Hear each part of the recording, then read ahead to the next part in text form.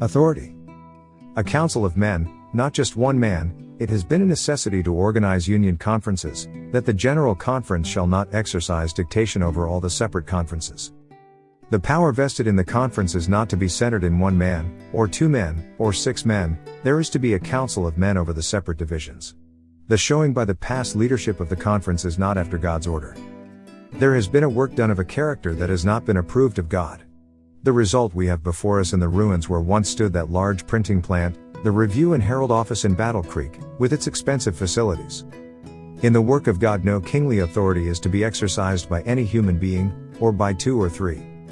The representatives of the conference, as it has been carried with authority for the last 20 years, shall be no longer justified in saying, "The temple of the Lord are we." The men in positions of trust have not been carrying the work wisely. The Lord calls for wise men to preside over his work and to be faithful shepherds of his flock. Manuscript 26, 1903, April 3, 1903 re. The work of the General Conference. A monkey wrench in the wheels. The 6th chapter of Isaiah has a deep and important lesson for every one of God's workmen. Study it with humility and earnest prayer. The 1st and 2nd chapters of Ezekiel should also be carefully studied. The wheels within wheels represented in this symbol was confusion to the finite eye. But a hand of infinite wisdom was revealed amid the wheels. Perfect order is brought out of the confusion. Every wheel works in its right place, in perfect harmony with every other part of the machinery. I have been shown that human beings desire too much power. They desire to control, and the Lord God, the mighty worker, is left out of their work.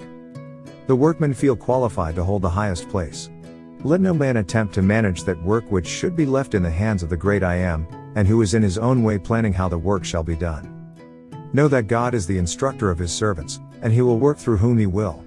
Manuscript 143, 1899. The right use of authority. I wish to speak to my brethren who occupy positions of trust. As God's husbandry, you are invested with the responsibility of acting in his stead, as his helping hand. Those who are placed in positions of trust must have the authority of action, but they are never to use this authority as a power to refuse help to the needy and helpless. It is never to be exercised to discourage or depress one struggling soul. Let those to whom have been given positions of influence ever remember that God desires them to carry out the mind of Christ, who, by creation and redemption, is the owner of all men.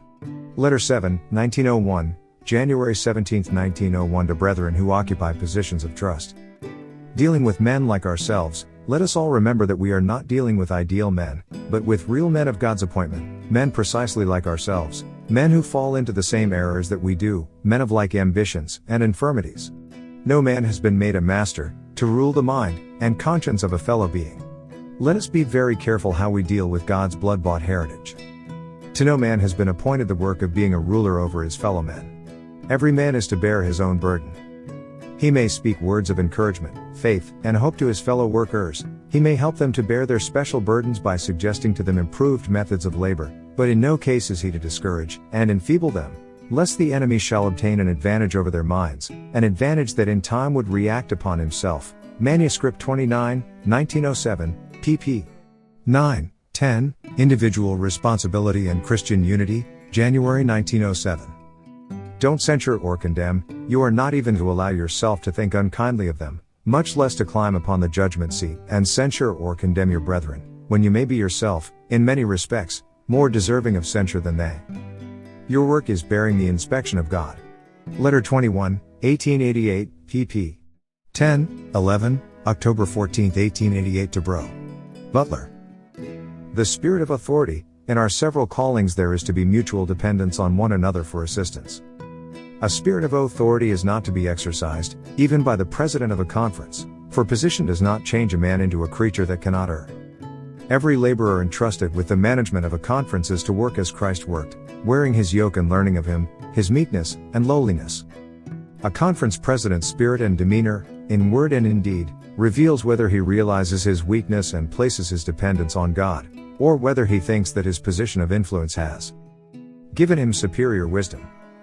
If he loves and fears God, if he realizes the value of souls, if he appreciates every jot of the help that the Lord has qualified of a brother worker to render, he will be able to bind heart to heart by the love that Christ revealed during his ministry. He will speak words of comfort to the sick and sorrowing. If he does not cultivate a masterly manner, but bears in mind always that one is his master, even Christ, He can counsel the inexperienced, encouraging them to be God's helping hand. Letter 10, 1903, pp. 3, 4, January 8, 1903, to E.R. Palmer. The God-given personality of men, the man-ruling power that has been coming into our ranks has no sanction in the Word. Satan has stolen in to lead men to depend on men, and to make flesh their arm. I am instructed to say, break every yoke that human invention has framed, and heed the voice of Christ. Take my yoke upon you, and learn of me, for I am meek and lowly in heart, and ye shall find rest unto your souls, for my yoke is easy, and my burden is light.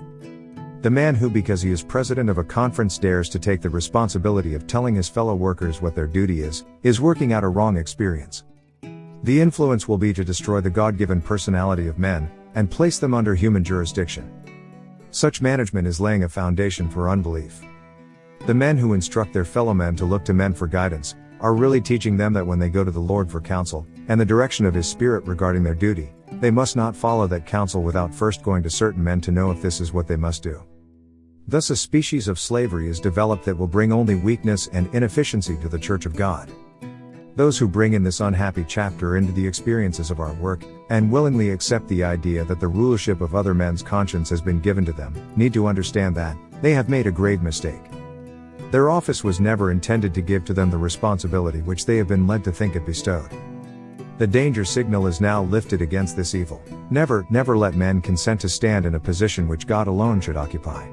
Letter 344, 1907, p. 3, October 1, 1907, to A. G. Daniels, G. A. Irwin, and W. W. Prescott.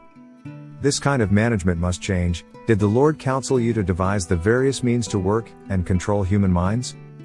No, I tell you, no. The case of Elder Littlejohn has been strangely mismanaged. He has appealed to me to set things right, but I have done nothing about it. It was not the time. Your course in the treatment of him was all wrong. It bears the signature of the adversary of souls. Your treatment of Frank Belden and his work was not right. It is strange fire, not the fire of God's kindling. This kind of management must come to an end, else God will work in a way that will not be pleasing to those who have done this work. These men have not been right. They needed judicious management, but those who tried to manage them needed themselves to be managed. Did your devising in regard to the gospel primer meet the approval of God? No, the principle upon which you acted was wrong. Individual service is to be rendered to God, not to be controlled by man or by any set of men. Movements have been made which mean much in their outworking. An example has been given by men who are serving where they should not be, which is leavening your conferences. The presidents of conferences are being imbued with the spirit to rule, to require men to bow to their judgment.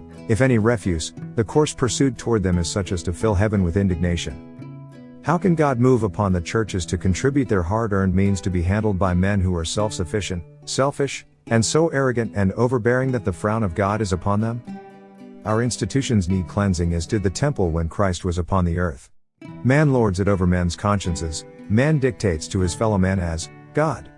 Everywhere throughout the field this spirit is leavening hearts with the same narrow and selfish purposes. Reaction must come, and who shall then set things in order? Jesus says, "He that will come after me, let him deny himself, and take up his cross daily, and follow me." Letter 65, 1895, pp. 7, 8, June 19, 1895. The President sets the example. You refer to your office as President of the General Conference, as if this justifies your course of action, which you deemed wholly right, but which, from the light the Lord has been pleased to give me, I deem to be wrong in some respects.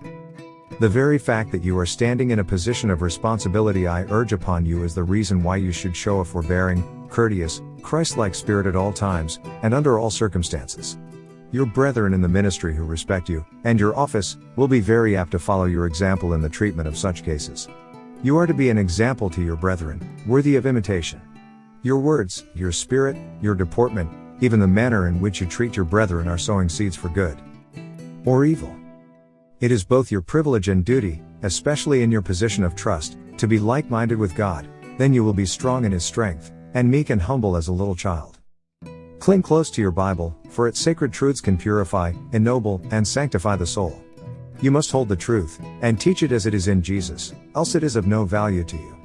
Before the light of God's truth let human opinions, and ideas, and human wisdom appear as they are in the sight of God, as foolishness.